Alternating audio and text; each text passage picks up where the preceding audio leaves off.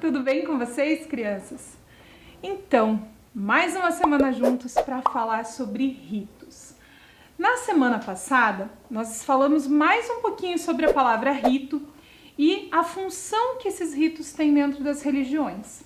Nós vimos aí nas últimas semanas bastante coisa relacionada a essa palavra rito e nós ainda vamos estudar um pouquinho sobre isso. Hoje, nós vamos aprender sobre expressões religiosas que compõem os ritos. Então, o que será que são essas expressões religiosas que fazem parte dos ritos religiosos? Para isso, eu vou pedir para você pegar algumas coisinhas que nós vamos usar na aula de hoje. Aquele material de sempre, que é o seu caderno ou aquela folha onde você faz as suas anotações. Hoje nós também vamos precisar de uma folha de papel sulfite, nós vamos precisar de lápis de cor, uma tesoura sem ponta e o seu lápis ou a sua caneta para anotação. Então separa todo esse material que a gente já volta.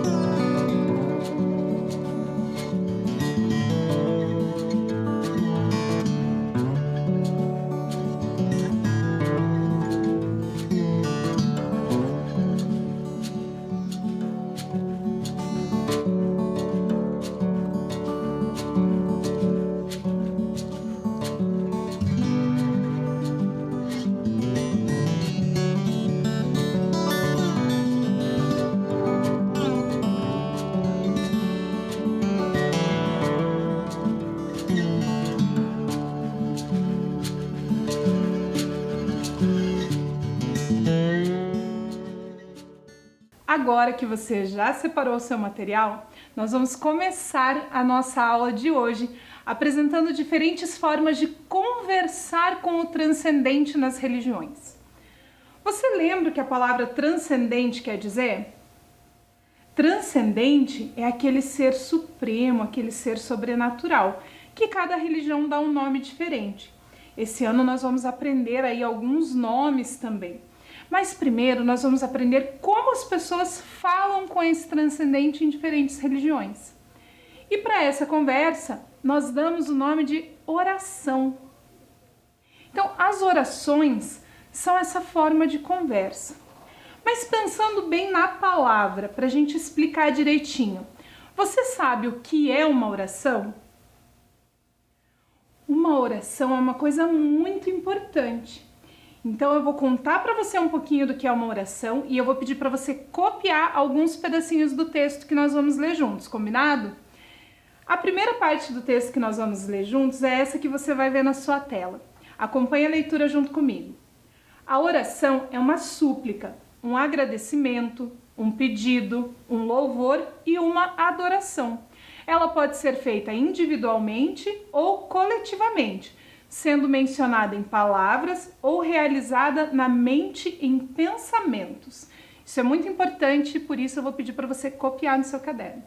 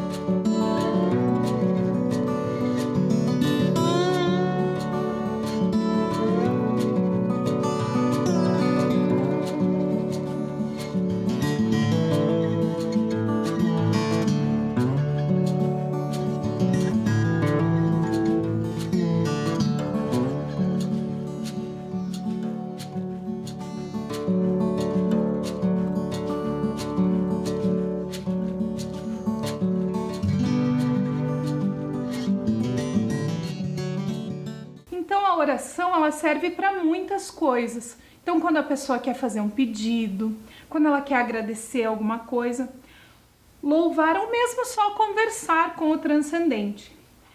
Muitas vezes ela acontece quando todo mundo está reunido lá no espaço sagrado, no templo, na igreja, no terreiro.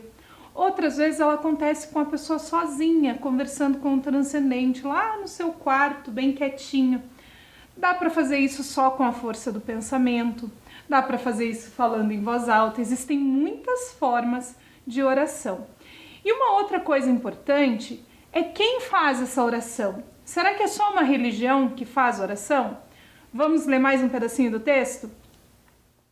Não só os cristãos fazem orações. Religiões de matriz africana, hindus, budistas, entre outros, também entoam orações em seus rituais.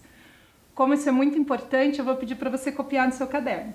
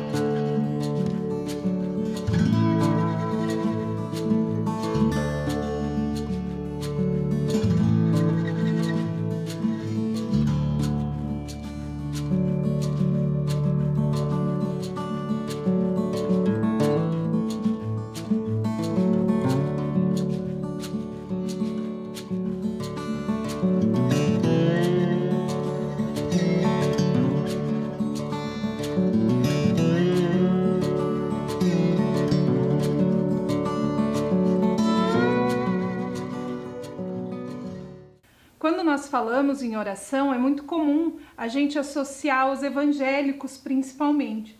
Mas é importante que você saiba que várias religiões fazem orações. E agora nós vamos conhecer algumas formas de oração em diferentes religiões. Então, como que diferentes religiões fazem as suas orações? A primeira que nós vamos ver é o budismo. Então, como será que acontecem as orações lá no budismo? Vamos ler juntos? Tanto em casa quanto no templo, a prece é feita diante de um relicário com a imagem de Buda, cercado de velas, incenso e flores. Para rezar, o budista junta as mãos, se ajoelha e se curva 3 vezes diante da imagem. Depois, faz as oferendas, que são flores, velas e alimentos, que simbolizam o ciclo da vida, a luz dos ensinamentos e a gratidão. Então, os budistas fazem as suas orações em frente a esses relicários. Normalmente, quem é budista tem um desses relicários em casa para poder realizar as suas orações com as suas famílias. Os budistas também usam alguns objetos no momento da oração, como esse aqui, que eu ganhei de presente de uma amiga que viajou para a Índia e trouxe para mim, para eu poder mostrar para vocês. Ó, esse aqui é feito de sementinhas.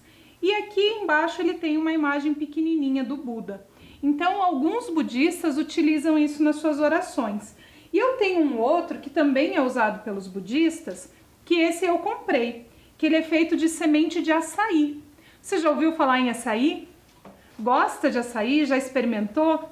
A sementinha do açaí é essa bonitinha aqui que eles usaram para fazer, então, esse objeto que é usado pelos budistas nas suas orações. Mas outro grupo que também faz orações são os católicos. No catolicismo nós também temos a presença de orações. Vamos ler juntos como que os católicos fazem essas orações? A religião contém 2 orações básicas, o Pai Nosso e a Ave Maria. Muitas vezes o fiel reza com o rosário de 165 contas, correspondente a 15 vezes a primeira prece e 150 vezes a segunda. Ao terminar, faz o sinal da cruz. O católico geralmente reza ajoelhado com as mãos unidas. Então aqui é bem interessante, a gente vê que até a posição para fazer a oração é a mesma dos budistas e dos católicos, de joelho com as mãos juntas. E esse rosário que ele fala ali no texto, ele é parecido com esse aqui que eu trouxe para mostrar para vocês, ó. Então esse aqui, eu não sei se ele tem tantas bolinhas quanto diz ali no texto, porque eu não contei, mas é então o rosário que é usado para fazer essa oração. Existem rosários de diferentes tamanhos, com diferentes pedrinhas, mas todos eles são usados para contar o número de vezes da oração. E não são só os católicos que contam, ou os budistas, que contam quantas vezes fazem as suas orações. Existem outras religiões, como o Vaishnavismo, onde também o fiel sempre carrega um colar de contas e ele conta pelas bolinhas quantas vezes ele repetiu a oração. Uma outra religião onde nós temos a presença de orações é o judaísmo. Então, lá no judaísmo, nós também temos a presença de orações. Mas como será que se faz a oração no judaísmo? Vamos ler juntos? As preces estão na chamada Torá, o livro sagrado do judaísmo, e podem ser seguidas pelo pedido de perdão, feito diretamente a Deus, sem intermediários. Sentado no banco da sinagoga, cada fiel tem o seu próprio livro de orações. Conforme a sequência de preces, ele alternadamente levanta-se e se ajoelha, depois volta a sentar. Os homens têm de usar uma pequena touca, o solidel, em sinal de respeito a Deus. Essa touquinha que fala ali no texto, ela recebe diferentes nomes. Nós encontramos alguns textos onde ela é chamada de solidel e alguns textos onde ela é chamada de kippá. Nesse texto, especificamente, ela tinha esse nome, que é uma touquinha pequenininha, redonda, que usa aqui em cima, que você já deve ter visto na televisão ou em alguma imagem, algum homem usando isso. São só os homens que usam esse kippá ou esse solidel. No hinduísmo, nós também temos a presença de orações. Isso mesmo, os hindus também entoam orações. Vamos ler juntos como que os hindus oram? No hinduísmo, o devoto geralmente reza sentado sobre uma almofada, na posição de lótus, com as pernas cruzadas e a coluna e a cabeça eretas. Antes de iniciar a prece, ele fecha os olhos e coloca as mãos sobre as pernas. Alguns usam um japamala de 108 contas. O japamala é aquele objeto que eu já mostrei para você dos budistas. Então é o mesmo objeto que os hindus e os budistas usam, que é esse colar aqui com várias contas. Vimos várias religiões, mas ainda não acabaram. No islamismo nós também temos a presença da oração. Mas nessa imagem você pode ver que a posição é bem diferente. Não é nem de joelho, nem sentado. É uma posição diferente onde eles encostam a sua testa no chão. Vamos ler um pouquinho sobre como é essa oração? O fiel deve rezar todo dia em 5 horários diferentes. Às 5 horas, às 12h30, às 16h, às 18h30 e às 20 horas. Esse horário pode mudar um pouquinho dependendo do horário de verão. Para isso, ele entra na mesquita sem sapatos e se encaminha à sala de oração, que ocupa a ala de um jardim aberto. No centro do jardim fica o poço de purificação, para que ele se lave antes da prece. No muro que dá para Meca há um nicho, o mihrab, que indica a direção para a qual se deve rezar. Durante a oração, o fiel se inclina para a frente, prostrado no chão, em sinal de respeito ao Criador. A testa toca o tapete, especial para esse ritual. Cada um deve ter o seu e cuidar de mantê-lo sempre bem limpo. Esse texto explica de uma mesquita, mas essa oração pode ser feita também em casa, na escola, no local de trabalho. Nesses horários pré-determinados, então o muçulmano precisa parar tudo o que ele está fazendo para fazer as suas orações. E é sempre importante essa questão de se lavar antes, ele precisa estar com o corpo limpo, o tapete de oração tem que estar sempre limpo. E nas mesquitas que não ficam no Oriente Médio, que ficam em outros países como o Brasil, né, como aqui em Curitiba nós temos uma mesquita, dentro da mesquita tem um espaço onde aponta em qual direção ele deve estar voltado, porque ele sempre tem que fazer a sua oração voltado para a cidade sagrada de Meca. Então a sua cabeça tem que estar virada para a direção de Meca, mesmo que ela esteja encostada no chão. Eu conheci alguns muçulmanos que me contaram que quando eles estão num lugar que eles não conhecem, eles usam uma bússola para se guiar e saber para que lado fica Meca para conseguir fazer a sua oração sempre para o lado correto. Então é bem interessante esse rito da oração dentro do islamismo, porque ele é muito importante e diferente das outras religiões que nós vimos, tem horários bem definidos, a posição bem definida, vários elementos que devem ser cumpridos para realizar a sua oração. E sempre nessa posição, né? Fica de joelho, encosta a testa no tapete. Alguns têm um círculo de madeira ou uma pedrinha Para não encostar a cabeça no chão, eles encostam nesse objeto, mas sempre nessa posição de respeito a Alá.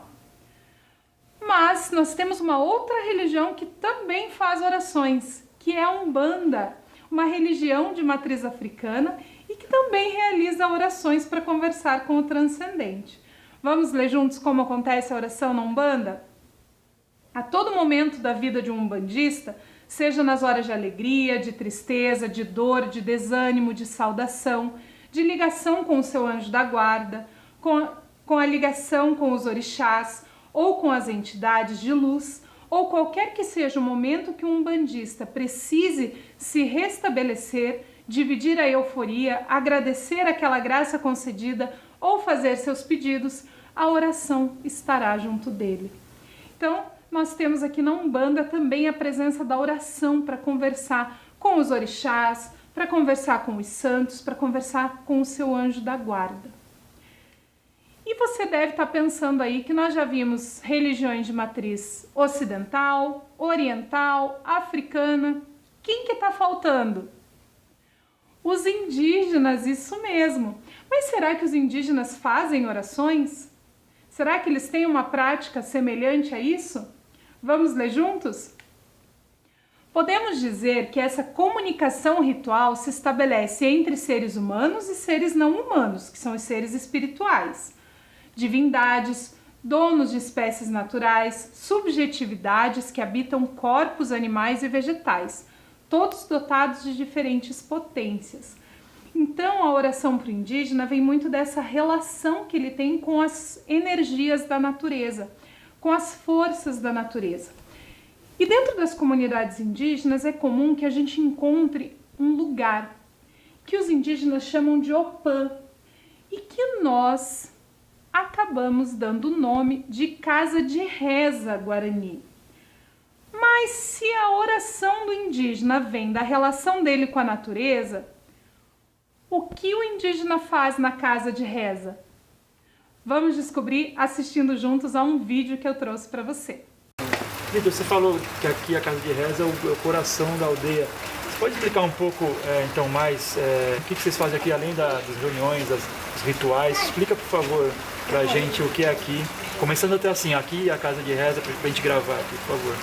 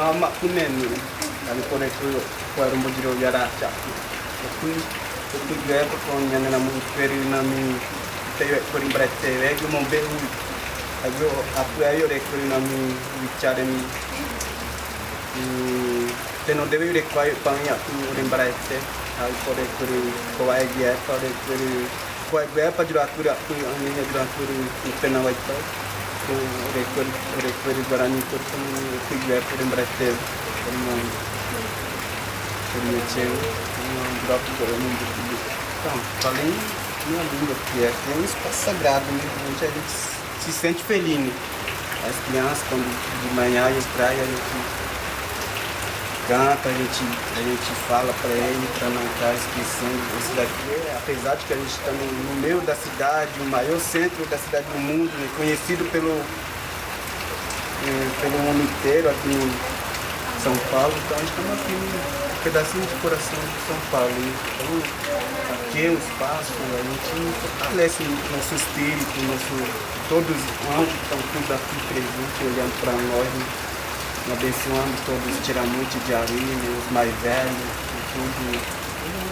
Sempre o Pajé fala para a gente entrar na casa de reza, como o cachimbo, pedir para o Yanderu, para ele dar mais força, para ele dar coragem, para não estar fazendo isso direito. O que é o Yanderu? O Yanderu é o Deus de todo mundo. Viu só quanta coisa acontece dentro de uma casa de reza guarani? ela não é um espaço somente para as orações, ela é um espaço da comunidade, para esse relacionamento e para várias coisas que acontecem ali na comunidade guarani. Esses que nós vimos hoje são apenas alguns exemplos de oração dentro das religiões. Lógico que várias outras religiões fazem orações, nós temos a oração presente em várias comunidades diferentes, mas não dava tempo de eu trazer todas, então eu separei alguns exemplos.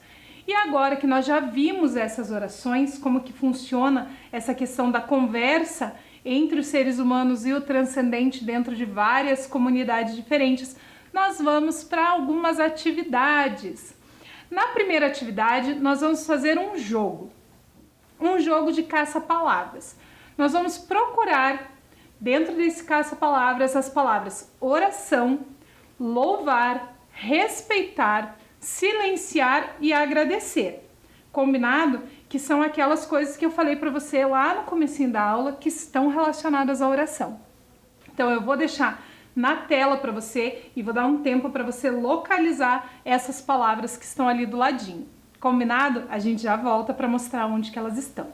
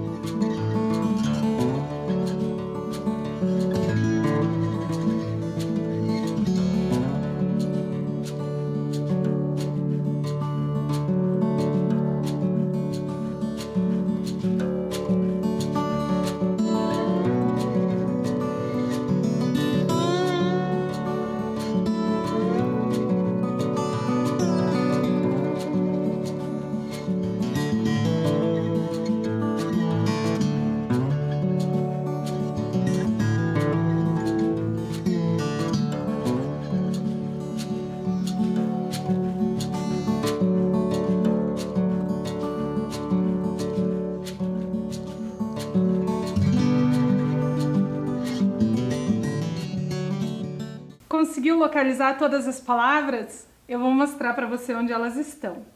Então nós temos aí a palavra oração, a palavra louvar, respeitar, silenciar e agradecer. Então, são algumas palavrinhas relacionadas ao tema da nossa aula de hoje.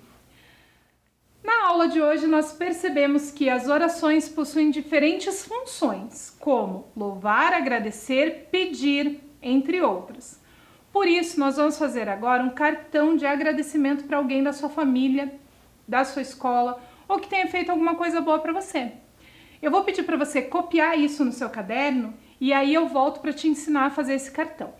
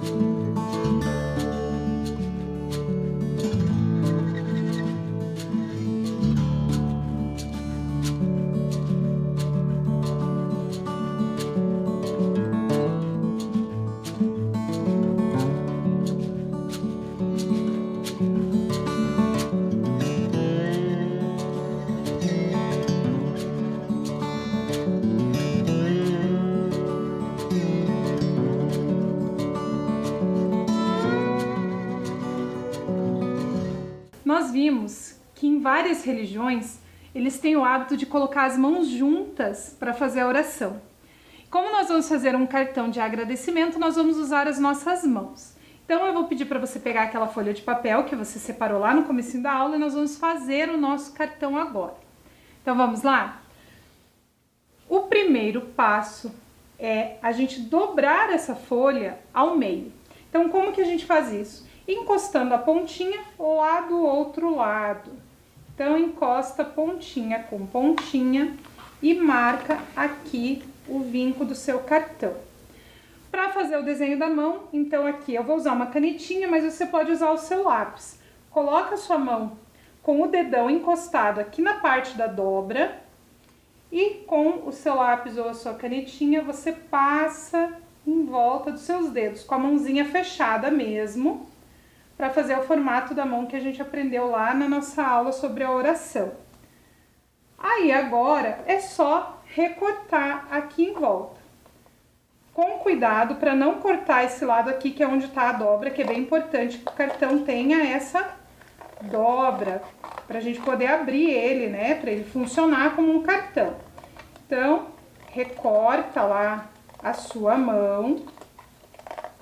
O meu cartão ficou grandão, o seu com certeza vai ficar bem menor que o meu, não é mesmo? Então aqui eu recortei, eu tenho o formato da minha mão fechada. Aqui eu posso escrever obrigada ou a palavra que eu quiser. E aqui dentro uma mensagem bem bonita de agradecimento. E olha quando eu abro que bonito que fica o formato da mão. Então agora eu vou dar um tempinho para você fazer o seu cartão e pensar aí o que você vai escrever de agradecimento dentro dele.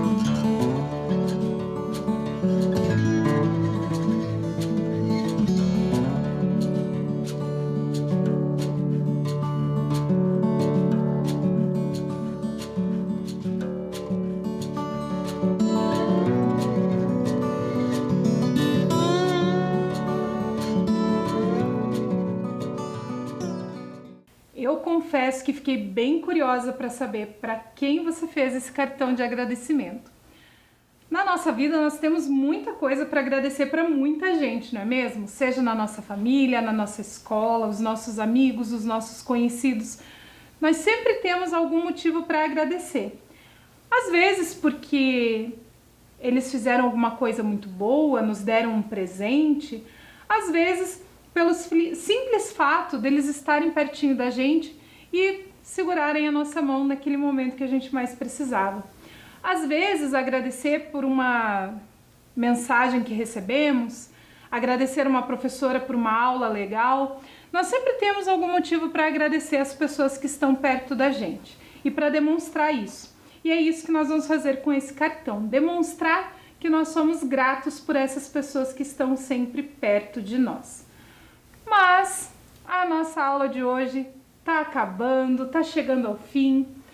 Nós aprendemos hoje sobre formas de expressões religiosas que compõem os ritos, formas de conversar com o transcendente. Na aula da semana que vem nós vamos conversar mais um pouquinho sobre ritos, só que um outro aspecto dentro desse conteúdo, outra questão que envolve os ritos religiosos. Combinado? E nossa tarefa da semana é aquela de sempre: lavar muito bem as mãos, tomar bastante água para a gente ficar bem saudável, para nos encontrarmos novamente e aprender mais sobre diversidade religiosa. Até semana que vem!